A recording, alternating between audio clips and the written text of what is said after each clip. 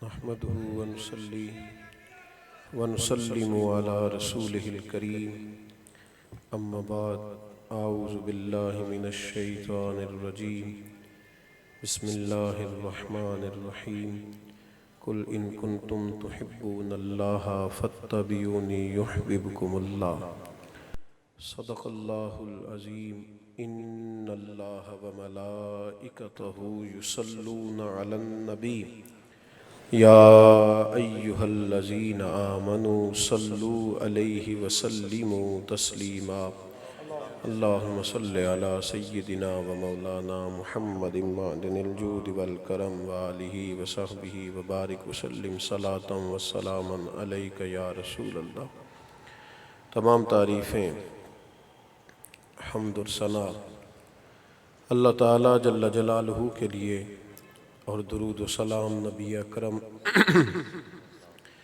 نور مجسم شفیع معظم صلی اللہ تعالیٰ علیہ وسلم کی ذات والا صفات کے لیے حمد و صلات کے بعد عالی مرتبہ ذی احترام حضرات علماء کرام، مشائخ، سادات، کانفرنس کی غرض و غایت، اس کے انعقاد کے پیچھے مقاصد اور اس کے حصول کے لیے حصول مقاصد کی جد و جہد، وہ ساری باتیں آپ نے حضرت مفتی صاحب سے اور قراردادیں پیش کرنے والے احباب سے اور ہمارے نقیب محفل سے چیزوں کو آپ نے سماعت فرمایا ہے۔ گفتگو، تقریر، واعظ و نصیحت ایک تسلسل سے امت میں جاری ہے، اور بہرحال اپنی اپنی بساط کے مطابق علماء، خطباء، واعظین جس چیز کی ضرورت محسوس کرتے ہیں اور جس جگہ جس عنوان پر بات کرنا ضروری جانتے ہیں، اس پر گفتگو بھی کرتے رہتے ہیں۔ میرے بھائیوں، انسان اپنا الگ مزاج رکھتا ہے۔ ایک گھر میں 4 سگے بھائی بھی رہتے ہوں تو ان کا اپنا اپنا مزاج ہوتا ہے۔ سوچنے کی، سمجھنے کی اور بات کرنے کی صلاحیت بھی اپنی اپنی الگ ہوتی ہے، لیکن ایک بات طے ہے کہ انسان جس طرح جسمانی طور پر تھکتا ہے، اعصابی طور پر بھی تھکاوٹ محسوس کرتا ہے۔ کوئی کام بھی تسلسل سے جب وہ کرتا ہے تو پھر اپنی روٹین کو بدلنا چاہتا ہے۔ آپ دیکھتے ہیں کچھ جگہوں پہ لوگ بڑی تیزی سے جاتے ہیں، پھر کچھ دیر کے لیے بریک بھی لینا چاہتے ہیں۔ یہ انسان کی طبیعت کا تقاضا ہوتا ہے۔ لیکن کچھ جگہ ایسی ہیں جہاں بالکل انسان نہ اکتاتا ہے، نہ تھکتا ہے، نہ پریشان ہوتا ہے۔ وہ جگہ کون سی ہے؟ وہ جگہ اللہ اور اس کے رسول کی محبت ہے، اور اللہ اور اس کے رسول کی معرفت ہے، جل شانہ و صلی اللہ تعالیٰ علیہ وسلم۔ انسان کے وجود کے اندر نہ اللہ تعالیٰ نے عبادت کی جگہ رکھی۔ آپ تاریخ پڑھیں گے نا انسانیت کی،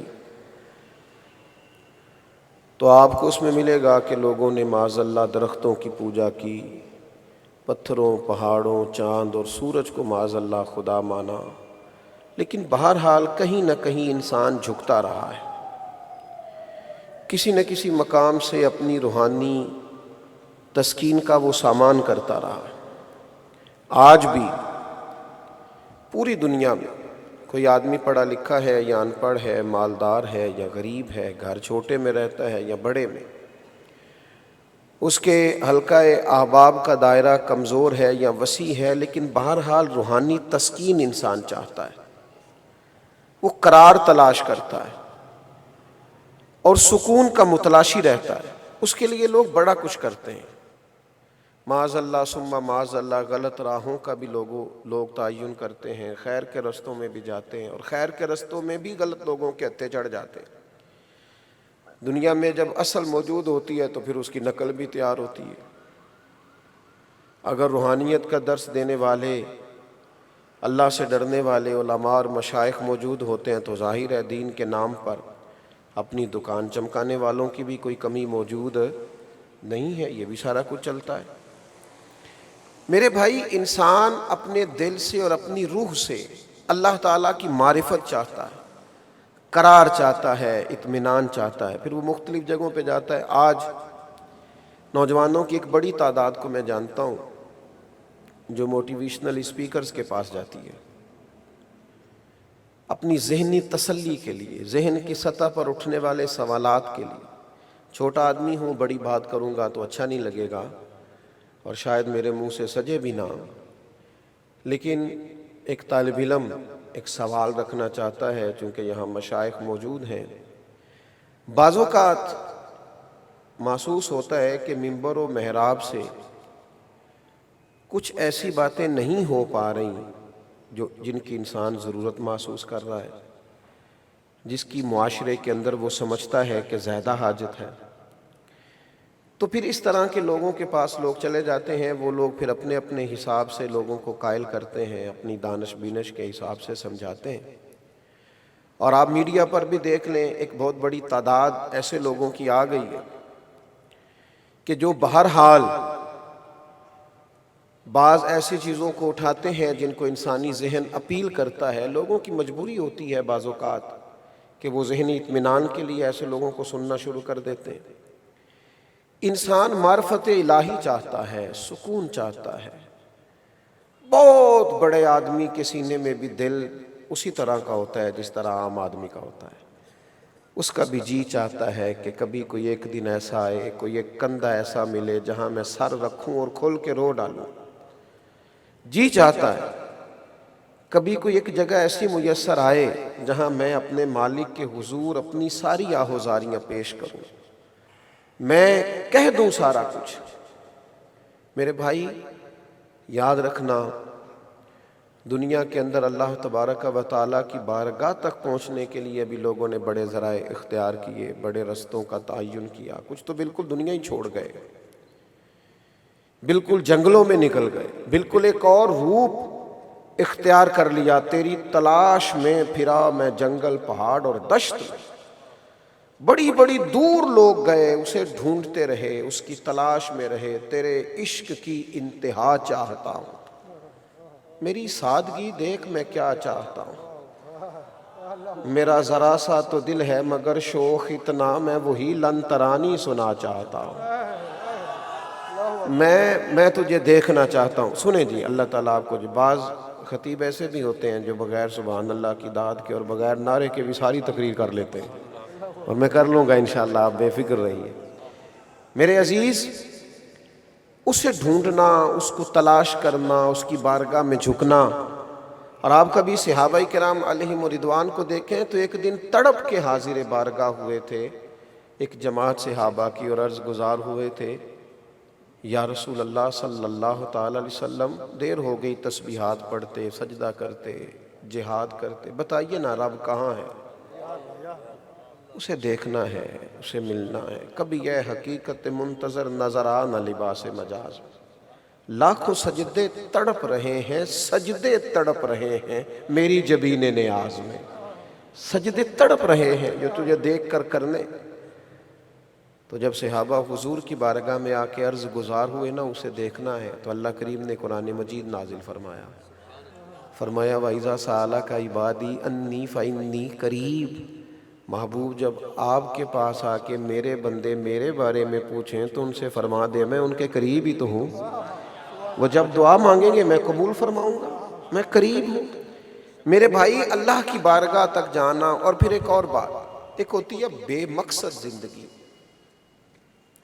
بہت ساری دولت بھی ہو، بہت سارا پیسہ بھی ہو، بہت ساری شہرت بھی ہو، بہت سارے لوگ جانتے بھی ہوں، بڑی کرسی اقتدار کی بھی کسی کو نصیب ہو جائے، لیکن اگر اس کے پاس مقصد نہ ہو تو انسان بور وقت گزارتا ہے، الجھا سا رہتا ہے، ٹوٹی بکھرتی باتیں کرتا ہے۔ یاد رکھنا، اللہ کی بارگاہ تک جانے کا اور مقصد حیات پانے کا اللہ تبارک و تعالیٰ نے رستہ لوگوں کو عطا کیا۔ وہ رستہ کیا ہے کہ کسی اور رستے نہ آنا، انبیاء کے رستے آنا۔ حضرت آدم علیہ السلام سے لے کر جناب عیسیٰ تک تم انبیاء کے رستوں پر چلنا۔ اور انبیاء اپنی ڈیوٹی بھی کرتے رہے، پیغام بھی دیتے رہے، اور وہ راہ حق جو تھی اگرچہ بعض جگہ پہ تھوڑے لوگ قریب آئے لیکن انہوں نے بات محنت اور جد و جہد کے ساتھ کر دی۔ میرے بھائیوں، پھر اللہ تبارک و تعالیٰ نے 1,24,000 کم و بیش انبیاء کے بعد اس بات کو تمام کیا، اس کو نقطہ کمال تک پہنچایا اور فرمایا اب جو میری بارگاہ تک آنا چاہے اس کے لیے ایک ہی رستہ ہے۔ اب ختم نبوت کا دور آ گیا، اب ایک ہی راہ ہے، ادھر ادھر جاؤ گے، الجھ جاؤ گے، بھٹک جاؤ گے، راہ نہیں پا سکو گے۔ قل ان کنتم تحبون اللہ فاتبعونی یحببکم اللہ، فرمایا اے محبوب ان سے فرما دیں اگر یہ رب سے محبت کرنا چاہتے ہیں تو آپ ان سے کہیں میری پیروی کرو، اگر اس کی راہوں پہ چلنا چاہتے ہو تو میری پیروی کرو، ملے گا کیا؟ یحببکم اللہ، اللہ خود تم سے محبت فرمائے۔ اللہ یعنی حضور کی بارگاہ تک جانا اور اتباع رسول کرنا اور حضور کی غلامی میں آنا، یہ بندے کو اللہ تعالیٰ کا محبوب بنا دیتا ہے، رب کا محبوب بنتا ہے۔ میں نے بڑی بات کی ہے، آپ کو زیادہ توجہ کرنا چاہیے میری بات پر، یعنی حضور کے پیچھے پیچھے چلتے رہو، ملے گا کیا؟ اللہ کے محبوب بن جاؤ گے۔ اللہ کے محبوب ایک ہوتا ہے، وہ صوفیاء ایک بات کرتے ہیں کہ ایک مقام نفی ہے، ایک مقام جمع۔ وہ کہتے ہیں کہ بندے کا اللہ کی طرف جانا مشکل راستہ ہے، کئی دفعہ نہیں پہنچا جاتا۔ ایک مقام جمع ہے کہ رب خود ہی کرم فرما دے۔ وہ ہارون رشید چھت پہ ٹہل رہے تھے تو اچانک انہوں نے اپنی چھت سے جھانک کر کے دیکھا تو ایک دیوانے حضرت بہلول دانا گزر رہے۔ تو ہارون رشید کہنے لگے یار اس کو بلاؤ، ذرا ملنا ہے اور ذرا جلدی بلاؤ۔ تو اوپر لوگوں کے پاس ایک ڈولی تھی، رسیاں بندھی ہوئی، ایک خوبصورت ٹوکری تھی، جلدی سے اوپر جو سپاہی تھے انہوں نے نیچے پھینکی، اور نیچے جو سپاہی گھوم رہے تھے انہوں نے فٹافٹ حضرت بہلول دانا کو اس کے اندر رکھا جبرن۔ یہ بھی طریقہ ہوتا ہے بعض لوگوں کا، اور اوپر سے رسیاں کھینچی، سامنے بٹھا لیا۔ بادشاہ آدمی تھے، حضرت سامنے بیٹھے، کچھ بات انہیں ناگوار بھی گزری تو سامنے بٹھا کے بادشاہ کہنے لگا جناب ایک مسئلہ پوچھنا تھا اس لیے تکلیف دیا۔ تو حضرت مسکرا دیے، بھئی یہ کون سا طریقہ ہے مسئلہ پوچھنے کا؟ اپنا اپنا سٹائل ہوتا ہے نا۔ تو کہا چلو پوچھو۔ کہنے لگا حضور مالک کو میں بھی چاہتا ہوں، سجدہ میں بھی کرتا ہوں، اور ڈھیروں لوگ کرتے ہیں اس کی بارگاہ میں۔ پوچھنا یہ تھا کہ آپ اللہ تک کیسے پہنچے؟ یہ ذرا بتائیے گا کیسے اتنا قرب پایا، اس رستے کی لذت، اس کی چاشنی، اس کا حسن، یعنی سادے کپڑوں میں بھی ایک مطمئن زندگی، کوئی نہیں بھی جانتا پھر بھی پرسکون زندگی، چہرے پر ایک خوبصورت سا اطمینان اور لبوں پر ایک وزادار قسم کی مسکراہٹ، اٹھنا بیٹھنا آنا جانا نہایت وزاداری والا۔ یہ اللہ تک آپ کیسے پہنچے؟ تو وہی اللہ والوں کا انداز، زیر لب ہلکا سا مسکرائے اور بڑے دھیمے لہجے میں فرمانے لگے جس طرح ابھی زمین سے تم تک نہیں پہنچا، یہ جیسے زمین سے ابھی تم تک نہیں پہنچا، بس میں اسی طرح اللہ تک پہنچا ہوں۔ تو بادشاہ کہنے لگا میں سمجھ نہیں پایا۔ کہنے لگے بادشاہ جو ہوا، بادشاہ آدمی ہونا کیسے سمجھو گے؟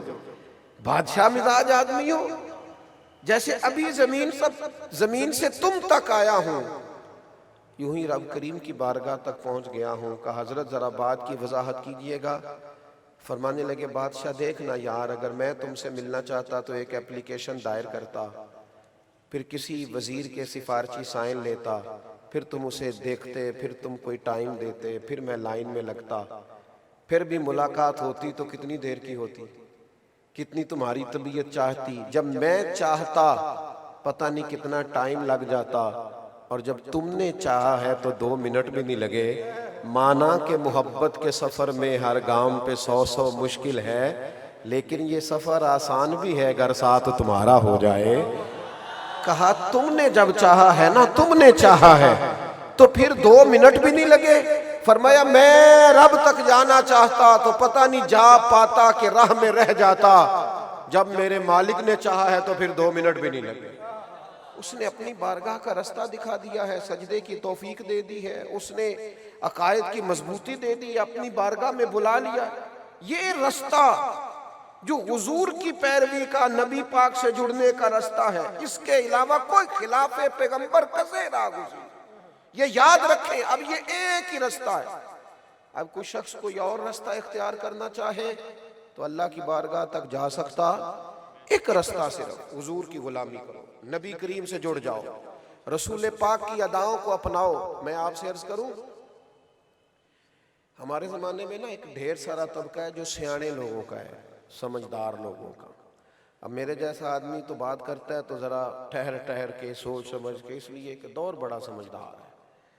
اب تو میرے بھائی، یہ ہمیں تو صرف یہی موقع ملتا ہے محفل میں تقریر کرنے کا، باقی تو سارا دن سنتے ہی ہیں ہم تقریریں، یعنی جو ملتا ہے وہ 15 18 20 اس کے پاس ضرور باتیں ہوتی ہیں، اور پھر مختلف قسم کے لوگ مختلف اینگل سے رائے بھی دیتے ہیں، مشورہ بھی دیتے ہیں، کچھ کہنے کو بھی کہتے ہیں۔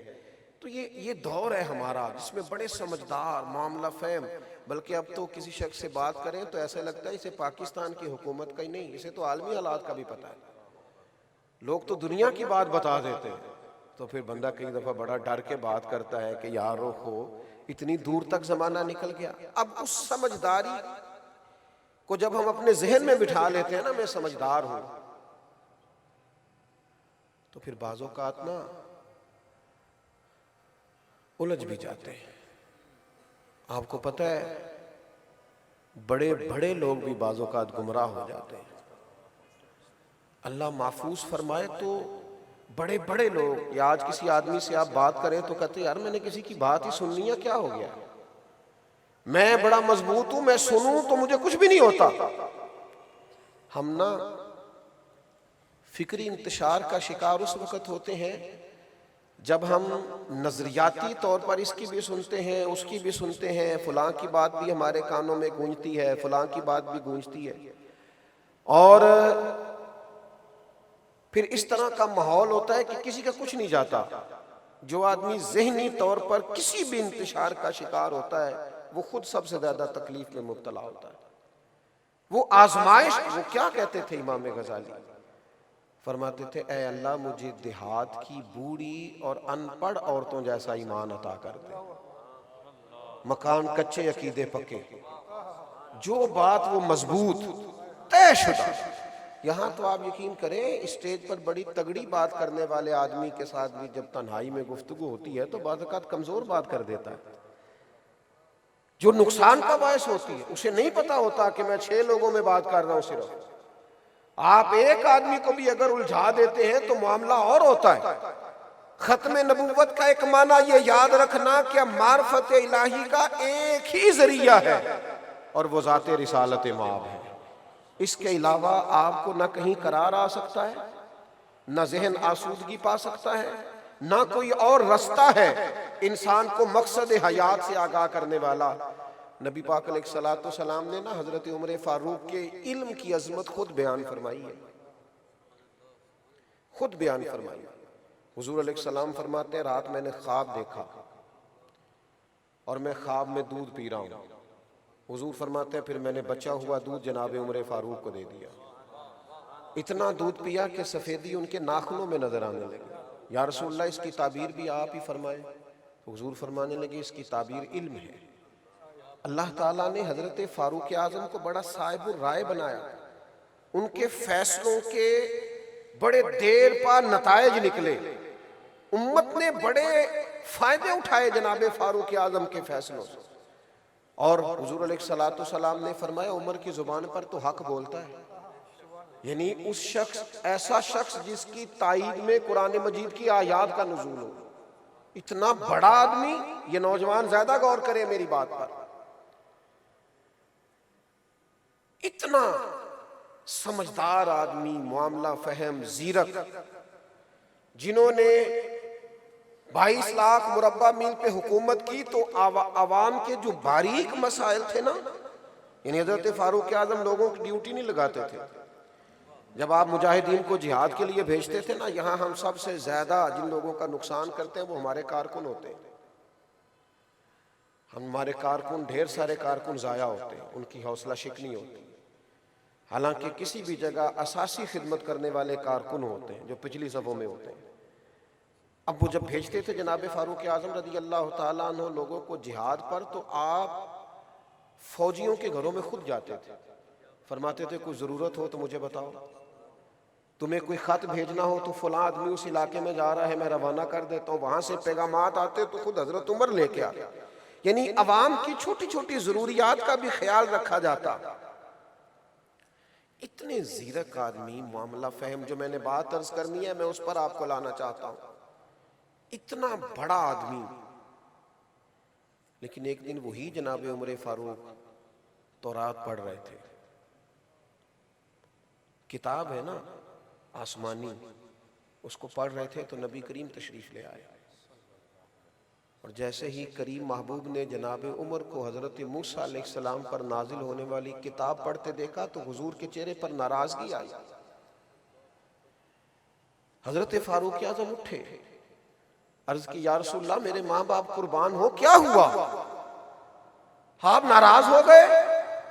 تو حضور علیہ السلام نے فرمایا عمر، اگر جناب موسیٰ علیہ السلام آج حیات ظاہری میں ہوتے تو میرا کلمہ پڑھ کے میری پیروی کرتے، میرے دین پر عمل کرتے، اور تم ان پر نازل ہونے والی کتاب پڑھ رہے ہو۔ اب تمہارے لیے ہدایت اللہ نے مکمل کر دی، اب جسے بھی نجات ملے گی وہ اسوہ رسول کی برکت سے ملے گی، اب تم ادھر ادھر نہیں جا سکتے۔ جب حضرت عمر جیسے سمجھدار آدمی کو روک دیا گیا تو آج وہ جو سمجھدار اور سیانے ہمیں ملتے ہیں اور کہتے ہیں میں تو بڑا سمجھدار ہوں، مجھ پر تو کسی بات کا اثر نہیں ہوتا۔ یاد رکھنا محبوب ایک ہی ہوتا ہے، اور محبتوں کے جذبے ایک طرف ہی دیے جا سکتے ہیں۔ جو جگہ جگہ جاتے ہیں نا، ادھر ادھر جاتے ہیں اور بار بار جاتے ہیں، وہ کسی اور راہ کے مسافر تو ہوتے ہیں، لیکن سچے محبت کرنے والے۔ حضرت ابوبکر شبلی رحمۃ اللہ علیہ کے پاس کچھ لوگوں نے آ کے کہا تھا حضور آپ سے پیار ہے، فرمایا سچ بولو۔ حضور بڑا پیار ہے، فرمایا پھر سوچ لو۔ حضور آپ سے محبت کرتے ہیں، فرمایا میری رائے ہے کہ تیسری بار بھی غور کر لو۔ انہوں نے کہا نہیں حضور آپ سے بڑا پیار ہے، فرمایا چلو ٹھیک ہے۔ اندر تشریف لے گئے، روڑے اٹھا کے لے آئے اور محبت کرنے والوں پہ برسانے شروع کیے۔ کہ وہ برسا رہے تھے تو انہوں نے دوڑنا شروع کر دیا، فرمایا تمہیں کہا تھا نا سوچ لو۔ اچھے پیار کرنے والے ہو، چار روڑے بھی نہیں کھا سکے، تم محبت کرنے والے ہوتے تو یہیں رہتے۔ ہر حال میں محبت پیار کا تم نے دعویٰ کیا تھا تو تم اس کو نبھاتے۔ میرے عزیزو، ہم نے نہ کہیں کسی نہ کسی مقام پر کمزوری دکھائی ہے۔ چور اس وقت گھر میں داخل ہوتا ہے جب پہرے دار سو جاتا ہے، اور چور اس وقت نقب لگاتا ہے جب اسے اندازہ ہوتا ہے نا کہ یہ ایک سوراخ جو تھا یہ بند کرنا اس کو یاد نہیں رہا۔ اور یہ بھی یاد رکھنا سیلاب اچانک نہیں آتے۔ حضرت سعدی فرمایا کرتے تھے پہلے چھوٹا سا بند ٹوٹتا ہے، اگر بند نہ کیا جائے تو پھر سوراخ بڑا ہوتا ہے۔ ہم نے نا نظریاتی سرحدوں پر کمزوری دکھائی، بعض جگہوں پہ ہم نے نا کچھ ایسے کام کیے۔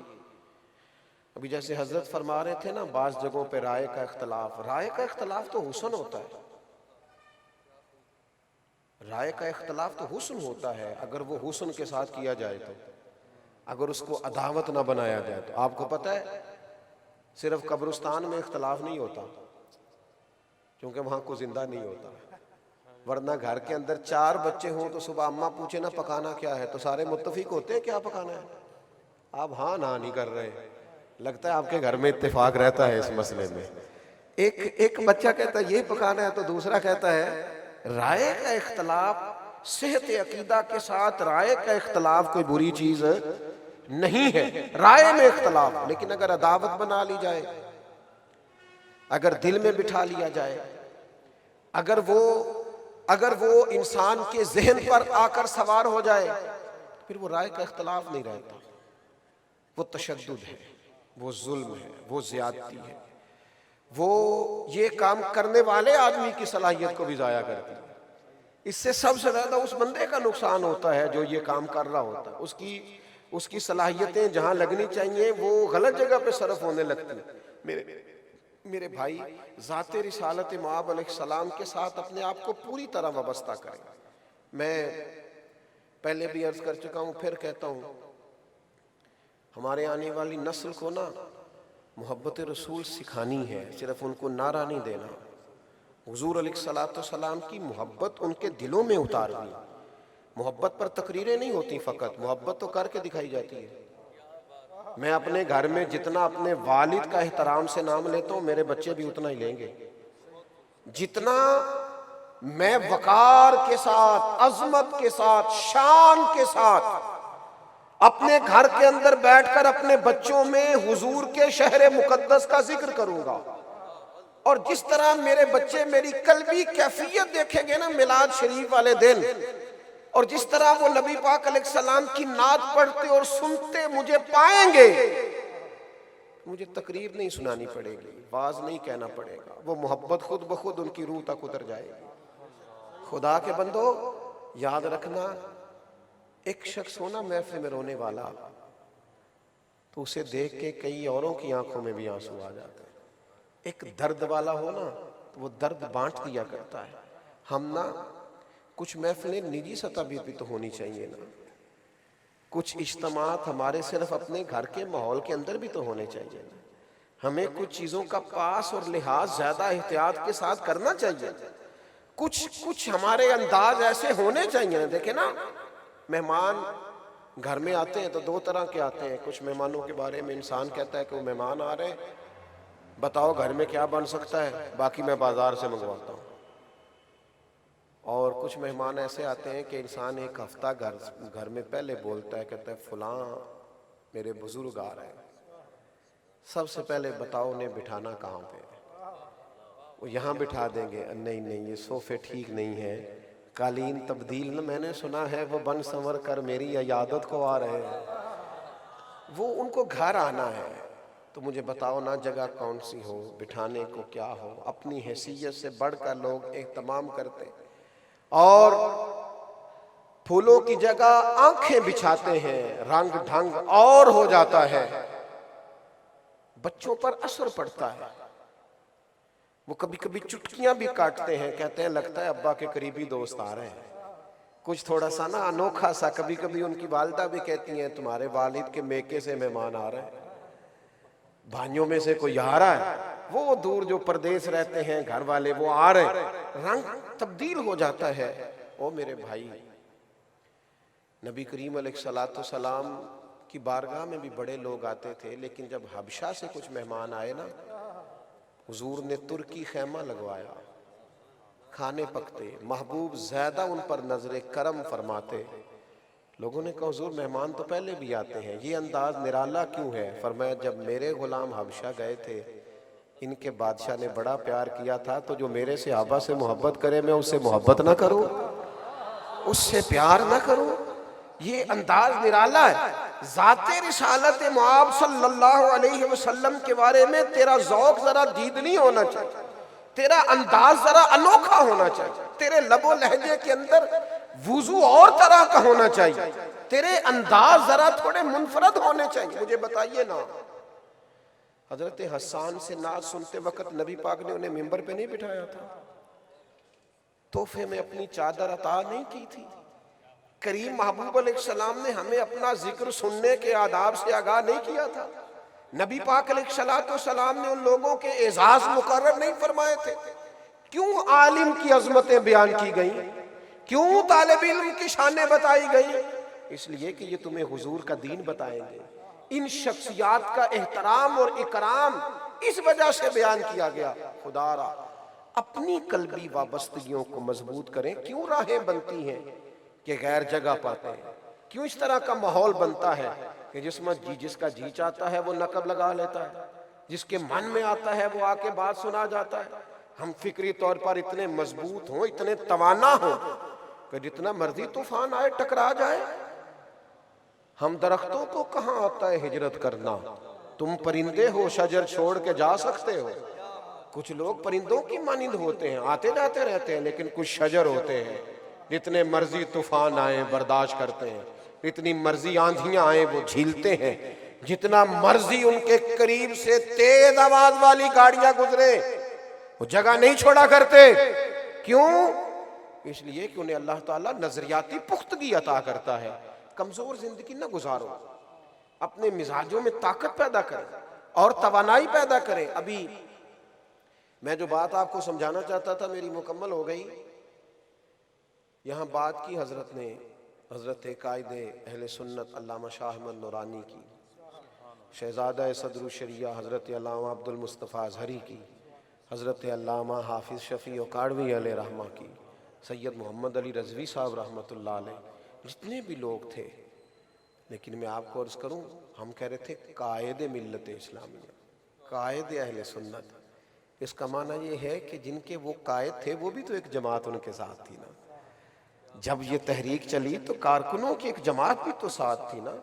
ایسے لوگ میں نے جماعتوں میں دیکھے ہیں کہ جو سینہ تان کے قائدین کے سامنے کھڑے ہو جاتے ہیں کہ ہم سے گزرو گے تو آگے جاؤ۔ ان لوگوں کا بھی بڑا کردار ہوتا ہے، اگرچہ ان کے نام تو منظر عام پر نہیں آتے، لیکن تحریکوں میں جتنی جان یہ لوگ بھرتے ہیں، جتنی طاقت یہ لوگ خرچ کرتے ہیں، جتنی توانائی یہ فراہم کرتے ہیں، اس کا بھی کوئی نعم البدل نہیں ہے۔ پر میں کس تکلیف سے آپ کے ساتھ یہ بات کروں۔ کبھی تو ایسا ہونا کہ جس کو 30 سال ہو گئے ہیں مسجد میں فجر کی اذان دیتے اور جھاڑو دیتے، کبھی تو ایسا ہو ہم اسے میلاد کی محفل کی صدارت میں بٹھا دیں۔ ہو نہ کبھی ایسا کہ اس کارکن نے بڑی خدمت کی ہے، گرچہ غریب ہے پر حضور کی محبت میں بڑا امیر ہے۔ کبھی لائیں نا ان لوگوں کو بھی سامنے، کبھی تھوڑا سا حوصلہ افزائی اس رنگ میں بھی کریں نا، کبھی اس طرح کا مزاج بھی تو بنائیں نا۔ آپ کی تو محفل بڑی حسین ہے۔ ہمارے پنجاب میں تو فرنٹ سیٹ پہ بیٹھنے کے لیے ہاتھوں میں نوٹوں کی دتھی ہونا ضروری ہوتا ہے، اور جیسے جیسے وہ نچھاور ہوتی ہے عشق کا بھی پتہ چلتا ہے کہ اوپر نیچے ہو رہا ہے تھوڑا بہت۔ اور پھر وہ مجھے اچھی طرح یاد ہے کہ ایک محفل نعت میں ایک نعت خواں نے 2-3 دفعہ ایک صاحب کی طرف اشارہ کر کے کہا تھا کہ شعر آپ کی نظر ہے۔ تو وہ جب واپس جا رہے تھے تو ایک غریب آدمی ان سے کہہ رہا تھا نظر تو میری بھی ہو جانا تھی اگر میرے ہاتھ میں پیسے ہوتے، لیکن وہ پیسے چونکہ ادھر تھے تو ساری نظر ادھر ہو گئی۔ کرمد ہے اہل دول رضا، پڑے اس بلا میں میری بلا، میں گدا ہوں اپنے کریم کا، میرا دین پارا نہ نہیں خدا را۔ کامل وابستگی حضور کے ساتھ پیدا کریں۔ اور ایک آخری بات آپ سے یہ عرض کرنی ہے، اپنے بچوں کو ٹائم دیں اور یہ دیکھیں کہ ان کی ذہنی سطح پر سوال کیا ابھرتے ہیں۔ حوصلے سے ان کی بات سنیں، تسلی سے۔ اس بات میں آپ اپنے بچے کو مطمئن نہیں کر سکتے، کسی عالم کے پاس لے جائیں، لیکن آپ اس کو ڈانٹ کے چپ نہیں کرائیں۔ جب آپ دبا دیں گے اس کے ذہن کو تو وہ بات اور زیادہ بگڑنے کا خطرہ ہے۔ ہمارے بچے کیا سوچتے ہیں، کس کی بات سنتے ہیں، اس کو آپ اس کے ذہن کی سطح پر ابھرنے والے سوالات کو لیں۔ سیدہ خدیجہ الکبریٰ رضی اللہ تعالیٰ عنہ فرماتی ہیں محبوب سیدہ فاطمہ الزہراء رضی اللہ تعالیٰ عنہ کو گود میں بٹھاتے تھے تو سیدہ سوال کرتی، حضور جوابات ارشاد فرماتے۔ مصروف ترین وقت تو میرے محبوب کا ہے نا، لیکن حضور تو اپنے نواسوں کو کندھوں پر بٹھاتے تھے، ٹائم دیتے تھے۔ میرا اور آپ کا سب سے قیمتی سرمایہ ہمارے بچے ہیں۔ سب سے زیادہ انویسٹمنٹ کی اولاد پر ضرورت ہے۔ انہیں ٹائم دو، ان کے ساتھ وقت گزارو، ان کے ساتھ دوستی کرو۔ اس طرح کا رویہ قطعاً نہ بچوں کے ساتھ رکھنا کہ وہ خوف کھائیں کہ ہماری ذرا کسی غلطی کا پتہ چل گیا تو ہمارا ابا ہماری غلطی نکالیں گے، ہر بات میں ہمیں ڈانٹا جائے گا۔ وہ آپ پر اعتماد کریں، اگر انہیں کوئی تکلیف پہنچا رہا ہے تو آپ کو بات بتا سکیں، سمجھا سکیں، سکھا سکیں۔ ہمارے بچے تکلیف میں رہتے ہیں، کئی دفعہ ہم سے بات نہیں کرتے، دکھی رہتے ہیں۔ ایک بچے نے مجھے ایک دن رکا دیا تھا، کہنے لگا حضرت آپ نوجوانوں کی بات کرتے ہیں، خدا را اس جمعے میں والد صاحب سے کہیے گا گھر آئیں تو تھوڑی دیر موبائل چھوڑ دیا کریں، کچھ باتیں کرنے کو جی چاہتا ہے، ان کے ساتھ کچھ کھیلنے کو من چاہتا ہے۔ آپ کا بچہ آپ سے فرمائش کرے۔ میں بہت سفر کرتا ہوں باہر، لیکن میرے بچے میرے ساتھ اٹیچ ہیں، مجھ سے بات کرتے ہیں۔ میں کبھی دیر سے بھی گھر جاتا ہوں تو میں کبھی اس تکلیف کے ساتھ نہیں جاتا کہ میں باہر سے بڑا پریشان آیا ہوں۔ میں ڈرتا ہوں کہیں وہ یہ نہ کہہ دیں کہ ہم وہ کام نہیں کریں گے جو ہمارا ابا کرتا۔ اتنی مشکل میں ہیں، جب گھر آتے ہیں ناراض آتے ہیں، تو ہم نہیں کریں گے۔ میرے عزیز، ان بچوں کی ذہنوں کی سطح پر آپ زیادہ لوگ، کسی نے ایک دفعہ مجھ سے سوال کیا تھا کہ اعلیٰ حضرت نے کوئی نوجوان بھی تیار کیے؟ میں نے کہا کیے ہیں نا، ایک حجت الاسلام مولانا حامد رضا خان صاحب اور ایک مفتی اعظم ہند مولانا مصطفیٰ رضا خان صاحب، یہ دو نوجوان انہوں نے گھر میں تیار کیے ہیں نا، اور ایسے تیار کیے ہیں کہ حامد و مصطفیٰ تیرے ہند میں ہیں غلام دو۔ کمال کر دی انہوں نے، ایسے شہزادے تیار کیے۔ اور بڑے شہزادوں نے پھر جب آگے تیاری شروع کی حضرت حجت الاسلام نے، تو حضرت محدث اعظم پاکستان جیسے لوگ تیار کر دی، اور حضور مفتی اعظم نے تو جب تیاری کی تو پھر دنیا میں انقلاب برپا کر دی۔ میرے عزیز، آپ اپنے گھر میں بھی تو دیکھیں نا، لوگوں کے درختوں کو پانی دیتے رہنا اور اپنے سارے پودے خشک کر لینا، یہ بھی تو کوئی کمال نہیں ہے نا۔ کچھ تھوڑا سا اپنے بچوں کو، یہ اگر مضبوط ہو جائیں گے تو ان کی وجہ سے کئی اور لوگ بھی مضبوط ہوں گے۔ دعا کرتا ہوں اللہ تعالیٰ ختم نبوت موومنٹ کے احباب کو اس کانفرنس کے انعقاد پر بہترین صلہ عطا فرمائے، ہماری حاضری کو قبولیت کا شرف عطا فرمائے۔ دوران گفتگو کوئی بات ایسی نکل گئی تو اللہ تعالیٰ درگزر فرمائے۔ وما علینا الا